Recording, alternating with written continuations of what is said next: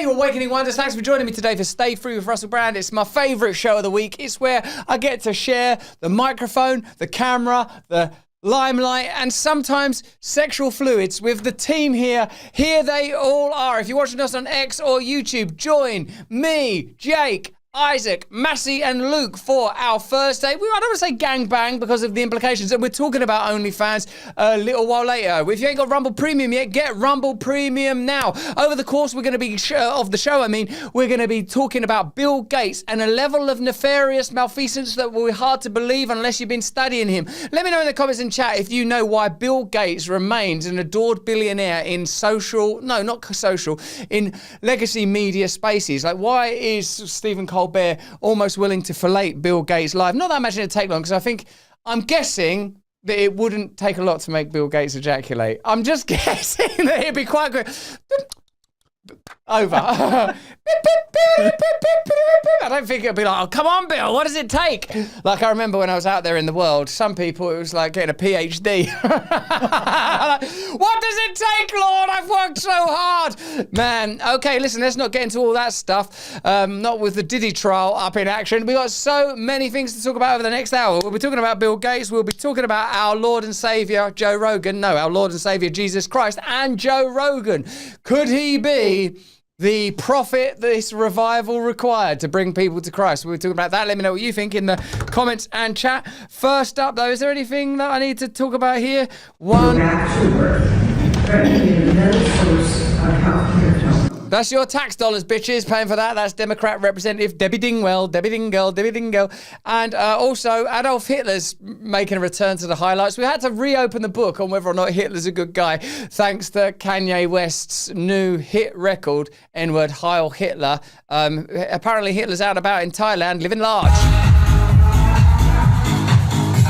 What's going on in that country, man? What's going on over there? The Thai people, they're some of the most gentle people on earth. Much too young. I had sex with prostitutes in Thailand. Me, not them. I hasten to add, when I was like about 16 years old, and woke me up to a world of wonder. I got to tell you, a world of wonder. Let's have a look at this is Tim Dillon talking about Sam Harris, but I think it's Tucker Carlson talking about it. Am I right, guys? Is it Tucker's analysis? Like, Tim Dillon pointed out the sort of peculiar fact that Sam Harris runs a meditation app, and by day is like, okay, breathe, let go, observe your thoughts like clouds. But elsewhere has pretty strong views on Israel's role in the Middle East and their, I don't know, is it a lack of liability when it comes to events in Gaza? Let's have a look. Every now and then they throw a person at you, this establishment, which again, is not... I like Tim Dillon a lot, and I like the look of his show. I've never actually watched the whole episode. It's probably like this show, isn't it? Most people don't watch, like, you just watch a bit of Tim Dillon, innit? Like, but whenever I see it, I think, oh, it was pretty bloody good, that. I like that backdrop and everything. Let's nick a few of his ideas. Which, again, it's amorphous. It's not left or right. Like, for example, Sam Harris, who's a liberal but critical of Islam and pro-free speech, but not pro all free speech, who's a very smart guy, but kind of hard to pinpoint. His media in the future is just going to be comedians behind desks talking about one another on air ad infinitum until eventually that comedian gets charged with some historic offence or called racist or put in jail. You can do it for a while, yeah, you can have a go. No, that's too rude. You're out. No, that's too close to the truth. You're out. Tim Dillon, enjoy it while it lasts, baby. Hard to pinpoint.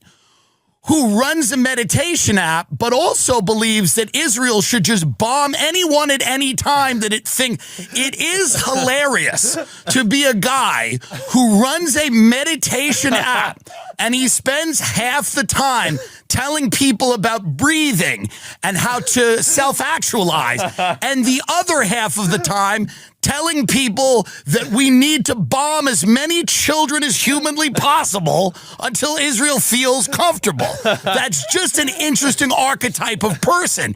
It just is. Okay, I want everybody right now to breathe. I want you to breathe in and out. I want you to breathe in and out. Breathe in and out. I want to start from your breath and start from your breathing. What we need to do is indiscriminately bomb women and children. We need to indiscriminately bomb women and children right now. Imagine you're a drone.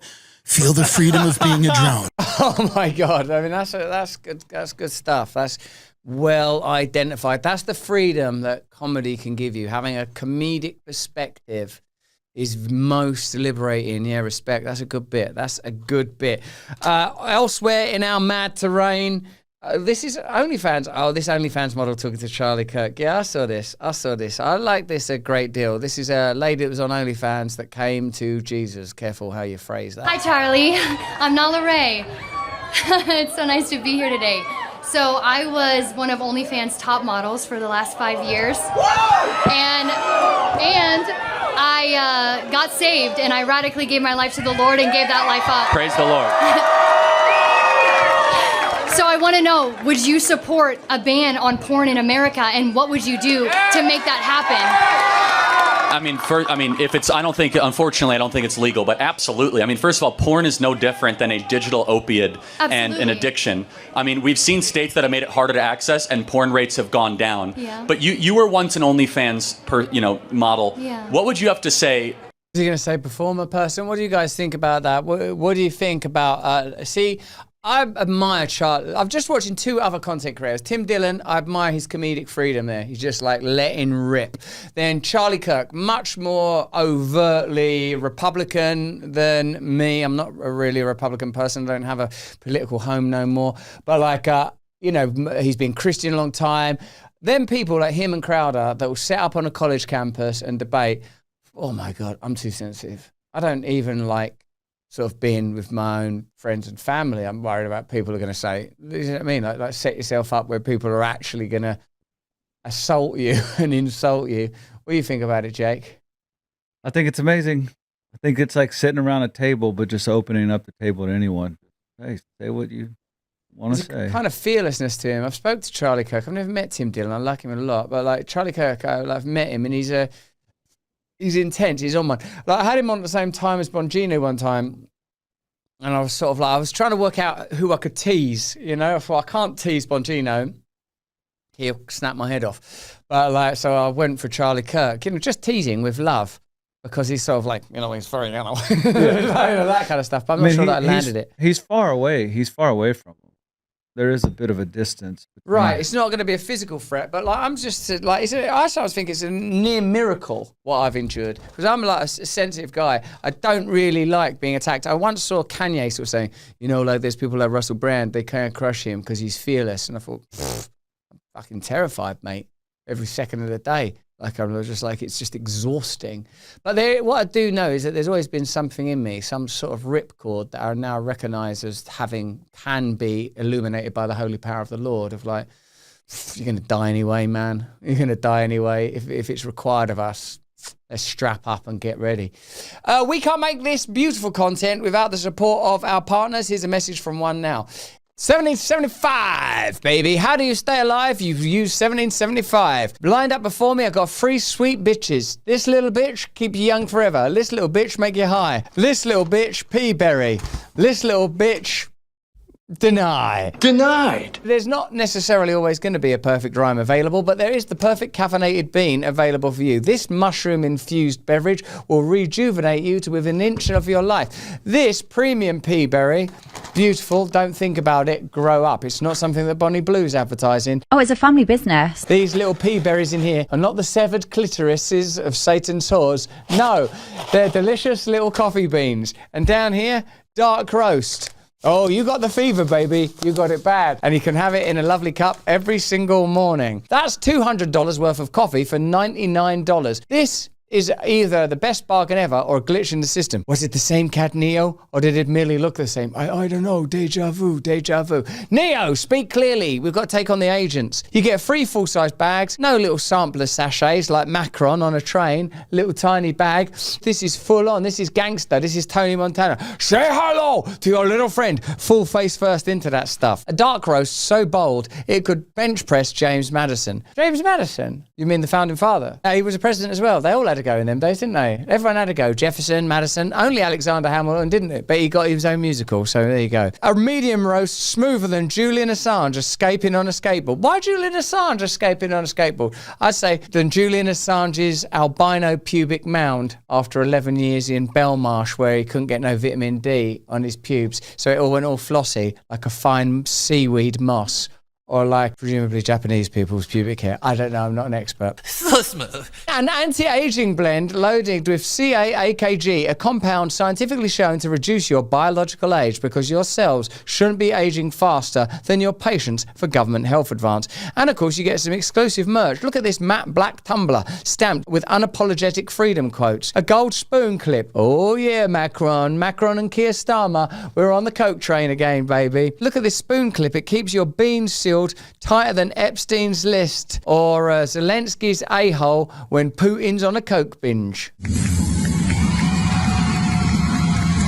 This is not corporate coffee. This is single origin, small batch, mold-free, toxin-free, roasted fresh, not by robots in a diversity-funded focus group, but by people who own cast iron and opinions. Every batch scores 85 plus on the cupping scale. That means it's good, real good. Not roasted over the dying hum of a Cybertruck that ran out of battery halfway through a freedom ride. Oh yeah, they've realised now. Do we write these or do they send them like this? Good on you guys, you've worked it out. Go to 7075coffee.com/brand and get yourself a starter kit before the Ministry of Caffeine Regulation finds out. These are loyal, strong sponsors with sexy little free beans. If you're drinking another coffee, you are a traitor. You're a traitor to yourself, to Jesus, and maybe even Hitler. Am I right, Ye? Nah. All right, we got some, okay, so that's, it's sort of heartening to see an OnlyFans model. Interesting as well to see Charlie Kirk say that porn should be banned. Let me know what you think about that in the comments and chat. Obviously for free speech reasons, you can't ban porn, but would it be a better world without porn? Of course it would. Have there been times in my life where porn was holding my life together? Indeed. Like when I was young, man, I just lived for porn. Porn was kind of like my religion.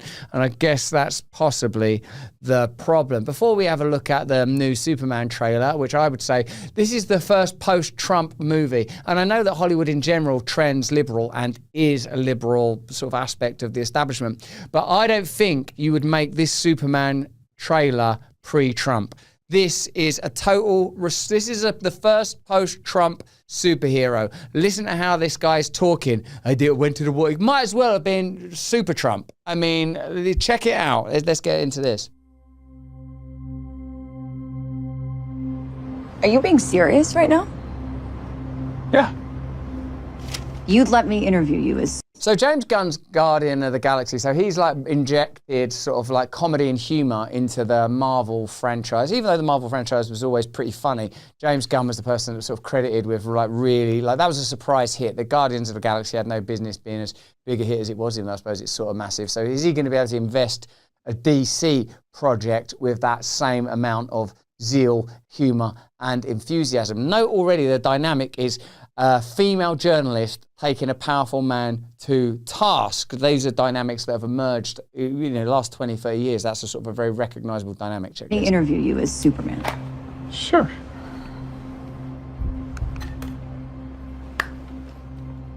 Ready? Let's do it, Cronkite. Interesting reference, because what year is this? So is it set in the 1980s? Like Walter Cronkite, do you guys all still know who that is? Superman. Miss Lane. Recently, you've come under a lot of fire for what some might... It's a lot of fire. It's a lot. Today, the Secretary of Defense said he was going to look into your actions. That's funny? My actions? I stopped a war. Maybe.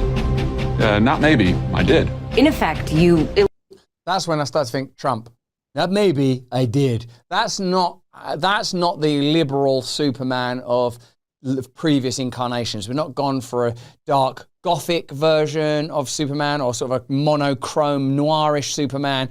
This is vivid and lurid, but a Superman that's being forced to live in a more complex world. I always found Superman a difficult superhero precisely because of his infallibility, other than with Kryptonite and General Zod and all that stuff. Whereas Batman's flawed, Spider-Man hated, Hulk tortured, Iron Man self-made. Like a lot of other superheroes have different dimensions to him. Like Superman he's Jesus, isn't he, really? In effect, you illegally entered a country. This is how you're gonna be? I'm not the one being interviewed, Superman. Also, that's a liberal perspective, isn't it? That's a liberal perspective versus a conservative. We did what we had to do. Big Daddy is dead. Like versus like you illegally entered a country. Superman? Did you consult with the president? No. You seemingly acting as a representative of the United States. I wasn't representing anybody except for me and doing good. I think these days, if you show a tower falling over in a movie, that's such a sort of potent piece of American iconography. I don't know if you've ever looked at the number of skyscrapers collapsing in and around, and importantly, prior to 9/11, it was almost like a cultural moment where the image of falling towers and decimation of cities became very prominent and popular right before that literally actually happened.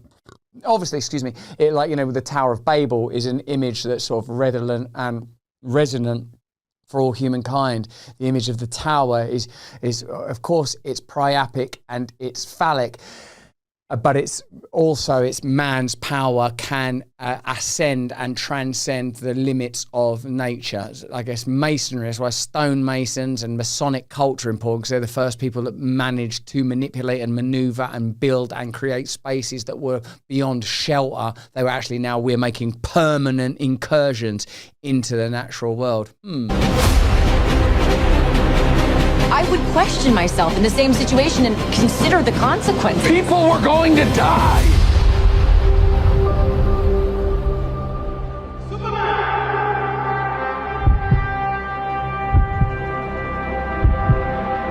Hey, buddy. Eyes up here.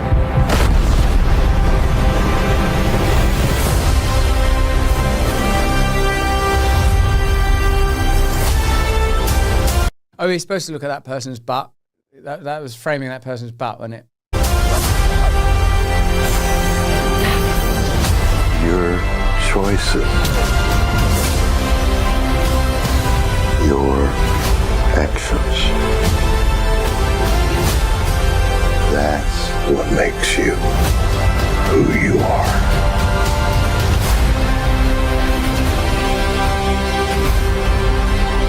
Superman.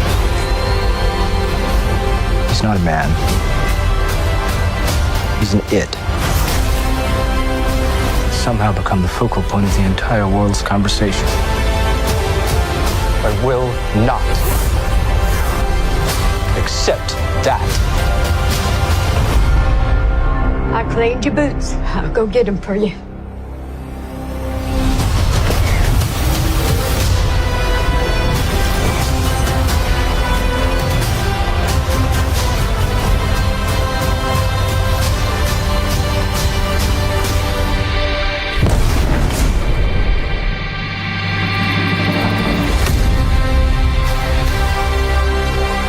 Lot going on, looks pretty amazing. A lot of enemies. Who's that Godzilla one?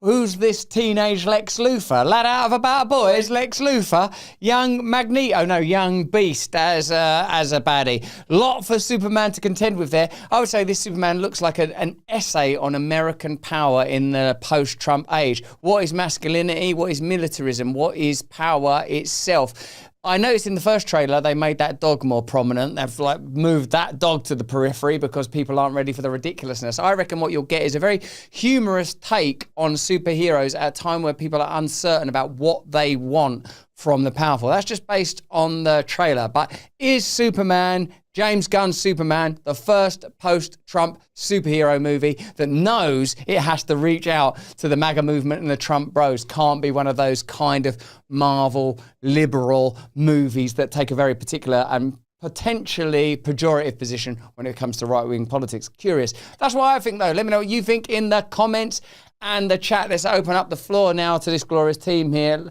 What were you saying, Jake? I think they just tried to put every bad guy in there as they could, because they were like, are we going to get to make it? Is there going to be a sequel? Load it up. Was that meant to be General Zod in them white jackets? I feel like Zod would The never wear logo that. looked a little different too, huh?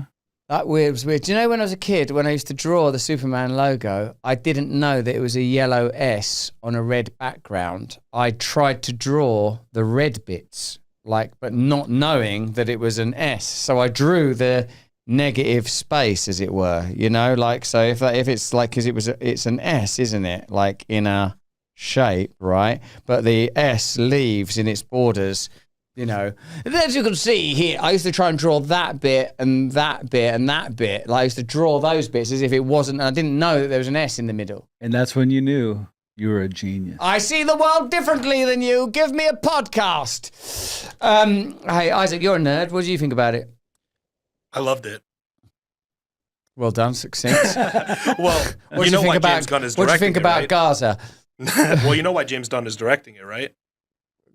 No, dead air. Go on, go to your point. Well, he was ousted by Marvel because he got canceled for some Twitter posts that he made back in the day, and they took him off of Guardians of the Galaxy. And then when people basically went up in a riot over that, they asked him to come back. So he did Guardians of the Galaxy 3, but then he did the Suicide Squad, the second one. And is that good? The one with the shark head? The second one was really good. The first one was garbage. So the second one was really good, and they basically had him head up the entire DC cinematic universe and took out basically I guess Zack Snyder, who did the first couple Superman movies. Yeah. So that's why now he's doing all of the DC stuff. Well, it's good. It keeps it light. Let's have Massey, you're going to watch it. I've kind of gone a bit off superhero movies, but I thought that one was interesting. You say it seems like maybe a bit more right wing. In it, they said Superman, he's not a man, he's an it. And that's pointing to the fact that he's an alien, but he looks like a man, and yet we're all calling him man. So is this going to be like some backdoor, transgender debate going on? Is Superman a man, isn't he? Well, he looks like a man, but he's an alien. Therefore, that kind of stuff. It's Superman. It's Conclave Superman. It's Conclave Superman. What if the Pope got a dicky and a vagina? Yeah, why not, man? It's super hermaphrodite. What are you saying, Luke? I'm going to go see it, but if I'm honest with you, I feel like the guy that they picked to play Superman, I feel like the guy that's playing, I don't know, is that young Lex Luthor or whoever, they all kind of look like goons. I feel like the casting kind of sucked here. Maybe that's just me, but I feel like the casting sucked. Wrong. Do you know who I want is Jesus, Viggo Mortensen. I watched Lord of the Rings again lately. That guy should have played Jesus. He's beaming Christ energy throughout Lord of the Rings. He's arrogant. That's what I want. And totally. Superman, yeah, he's got good Jesus vibes. And he looks like Jesus. He looks like Jesus. Do you want Jesus vibes from Superman? And Massey, that's pretty interesting what you said, that you're over superhero movies. Is that because Marvel just sort of wrung it out with Ant-Mans and Wasps and too many sort of weird ensemble ones? I love all the 80s stuff. So Batman 1989 was incredible, but then getting into this new, it's like when people were into WWF wrestling back in the day when I was a kid, and then I grew up and people like WWE wrestling. I'm like, you're not too old for this, because I know what's going to happen at the end of every movie, and I can't go in and watch 30 movies where I know the bad guy's going to lose, the good guy's going to win. I can watch 2 maybe. So I'll watch Batman every now and then, and I'll watch Superman. So I don't know if I'm going to watch this though. It doesn't look that good. Yeah, I like what you're saying about that James Gunn is a person that reinvests films with a bit of joy without compromising on drama. Because them Guardians of the Galaxy movie, that first one, it was dope, man. The music was fantastic. The cool relationships between people. It's enjoyable. Who don't love Chris Pratt? It's a lot of cool stuff going on. And Superman, I think, you've got what I've always found with him as a character is I've always found it difficult to root for someone that's invincible. His invincibility is always a problem, so you have to introduce the fatal flaw and all of that. I don't know, man. I don't know. It's a complicated character. It looks better than other versions of it, but I think some of them other ones, like Smallville or whatever, I don't know. I never watched Smallville, but I tuned out after dear old Christopher Reeve. God love him. Well, the biggest issue that he has is being accepted by the people of Earth, essentially, which is, I guess, to your point, kind of like the Jesus kind of story, right? Where people didn't accept him and, People, Isaac, or Jews? Mm-hmm. Well, at first, Mm-hmm. Yeah, no, I hear you, mate. Yeah, that's That is the issue, isn't it? Like what? So you think but I've never seen in other Superman movies, the people have always been foaming at the gash for a bit of Superman. Not true. In the Man of Steel movie, he was basically put into the military, confinement at that point where he broke his shackles. He broke the handcuffs to show them that he could just leave whenever he wanted, but he didn't because he wanted them not to be afraid of him. Yeah, but all these modern reboots of Superman. I mean, look about that. I like that that square-jawed, zigzag kiss curl guy from the comic books. And then do you remember when they used to have him in a TV show? And it was like Bill Haley playing him. It's like just sort of like such an old duffer as Superman, like picking up a truck and stuff. It's weird, isn't it? Because when you get to this age, you've lived with so many incarnations and iterations of these characters that I don't know, man. I suppose that's what an archetype is. You can use them to convey and carry whatever message you need to. So maybe Massey's right. Maybe this will be super trans. That's what's going to happen. Hey, should we do it? All right. So that's. I don't think we can beat that pun. In order to continue with this work, we need the support of our partners. Here's a message from One Now. Free speech is under attack. Mine particularly, yours and everybody's. Whether it's British government officials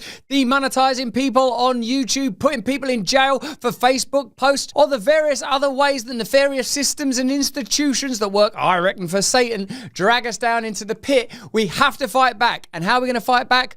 Rumble. You know, when you first heard of Rumble, you thought, oh, what is this little organisation? You thought about Royal Rumble, didn't you? You thought about a rumble in the jungle. You thought about a rumble in your tumbo. But now we know that rumbling is the sweet tectonic plate shifting towards free speech. And if you get Rumble Premium, you don't only get great content creators like old Rusty Brandstein, AIPAC supported Zionist, you also get Mustafa Brandajahad. He loves Islam. Also, you get old Russ. He loves Trump. And then you get Russell. He's a big fan of Kamala Harris. How many people do you need on one channel? You gotta get it. Not only do you get me, you get Mug Club with Crowder.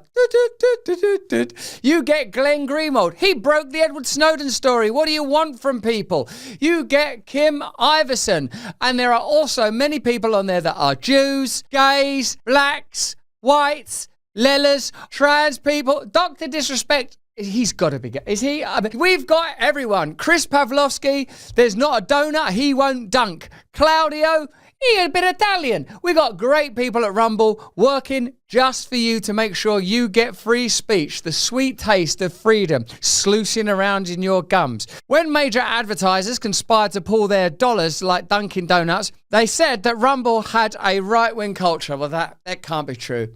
Let's have a look at just some of the posts here. Rumble is a lily-livered place where gays and Zionists, as well as queers and trans plus folk, can get together. And that's from Steve Bannon. Look at this here. I come on to Rumble to do my flower arranging. That's from Tommy Robinson in the UK. Look at this. I come on here just to look at men in tight-fitted denim hot pants. That's from Don Trump Jr. All in the Rumble chat. This is a free speech conduit where you're free to be whoever you want to be. Look, you can say whatever you want in the comments, like glick me out my stoke hole. You can't sniff that on a Wednesday. You put that 5 knuckles deep, baby. Hey, Benjamin Netanyahu. You're always going on about Benjamin Netanyahu. The Houthis are coming. The Houthis are coming. How many people must be Clinton to death? You can say whatever you want. Socks and the White House cat's even killed itself. Chelsea Clinton. How's she surviving with them parents? It's all available to you in the Rumble chat. For a limited time, you can get 10 of your American dollars off, and you can use crypto, baby, using the promo code AIPAC. No, using the promo code BRAND. Visit rumble.com/brand and get your discount today. Together, we can turn the crimson tide of foaming propaganda and stay free together. Click the link. Luke's been a discussion. Luke has been arguing with his friends. That's what it says here. Luke, what is this? Are we going to talk about love on this? Do you want to talk about love on the spectrum, or do you want to talk about OnlyFans trend? Answer carefully. Big OnlyFans guy here, but I say we go the other direction. Like OnlyFans, you can't look at it. You must never. I love Jesus. I'm not touching OnlyFans. Well done. We can't continue to talk like this on YouTube. If you want to stay with us, click the link in the description and join us on Rumble. Now, because whenever I talk about OnlyFans, I always feel like I'm lying, because I've never ever looked at it. But me and my wife talk about it because, why is it we talk about it? Because there's a person we know that goes on it, and I'm always like, I just can't get my head around that. That if I was still a person that looked at pornography, you could meet someone, talk to them, and then go on the internet and